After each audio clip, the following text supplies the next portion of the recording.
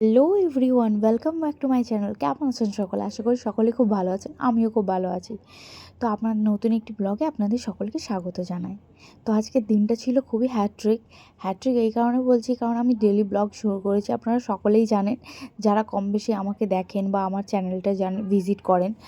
তো এই daily blogging সত্যি খুবই কষ্টের। তো যারা করেন তাদেরকে আমি কুর্নিশ জানাই। এই এত কিছু কাজের মাঝখানে মনে করে করে ভিডিও নেওয়া, শর্ট নেওয়া সত্যি খুবই একটা হ্যাট্রিক বিষয়। তো আজকে আমার বাড়িতে একজন গেস্ট আসবেন, আমার খুবই প্রিয় আর আমার বরের খুবই প্রিয় মানুষ, আর উনি মন থেকেও খুবই একটা ভালো মানুষ। তো ওনার জন্য এইটুকু কষ্ট তো করাই যেতে পারে। তো এটা কষ্ট নয়, এটা ভালোবাসা।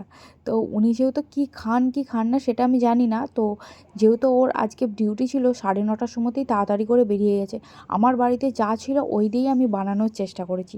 তো আমি ঢ্যাঁড়সের ঝাল বানিয়েছিলাম, আর এখানে ড্রাই ফ্রুটসের চাটনি বানিয়েছিলাম, আর হুপা দিয়ে পোস্ত দিয়ে করেছিলাম, আর ডাল বানিয়েছিলাম, চিকেন বানিয়েছিলাম। এই ডালের গল্প আছে শুনুন, তার আগে এই কোল্ড কফির গল্প শুনুন। তো আমার কাছে আমার ভাইপো আসে, এত কাজের মাঝখানে অ্যানি আমাকে কোল্ড কফি বানিয়ে দিতে হবে। এত মিষ্টি করে বললে তো ওকে বানিয়ে দিতেই হবে। আর রিভিউ দিচ্ছে দেখুন কি সুন্দরভাবে, কি মিষ্টি না, ওকে আমার ভীষণ ভালো লাগে। আর ওয়েলকাম ড্রিঙ্কটা বানিয়ে রাখছিলাম ওনার জন্য, যে উনি এলেই যেন দিতে পারি।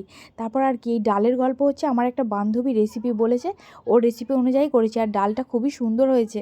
শ্রেয়া, দারুণ হয়েছে রে। অ্যাকচুয়ালি ও আমায় ফোন করে বলছে কি করেছিস সমস্ত তরকারিগুলো, বললো একটু ডাল কর, পোস্ত যখন করেছিস। তো ডালের আইডিয়াটা ওরই ছিল, তাই শেষ প্রান্তে রান্নাবান্না করছিলাম, এই আর কি। তারপর উনি চলেন, ওনাকে ওয়েলকাম ড্রিঙ্ক খেতে দিয়ে আমি খাবার দাবার সার্ভ করছিলাম, আর বর আমার হেল্প করে দিয়েছিলেন। আর কথায় কথায় তো ওনার সম্পর্কে বলাই হলো না, ওনার পরিচয়টা। উনি হলেন একটা খুবই ভালো মনের মানুষ, আর আমাদের দুজনের খুবই প্রিয় মানুষ। উনি আমার বরের স্যার, আর অফিসের বড় বাবু। তো এত মাটির মানুষ যে আমার কথা রাখার জন্য সুদূর থেকে এসেছেন এবং আমার হাতের রান্না খেয়ে গেলেন।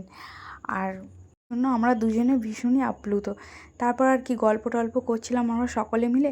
ওনার যাওয়ার টাইম হয়ে গেল, উনি উঠে পড়লেন, আর আপনাদের উদ্দেশ্যে উনি হাই করে দিচ্ছেন, কারণ আমি আমার চ্যানেল সম্পর্কে ওনাকে বললাম। খুবই মনটা খারাপ লাগছিল। তো আমি চাইবো যে এরকম মানুষ যেন আশেপাশে আমাদের অনেক থাকে, আর এই মানুষগুলো থাকলে আমরা হয়তো খুবই ভালো থাকতে পারবো। কিছু কিছু মানুষ সত্যি খুবই ভালো হয়।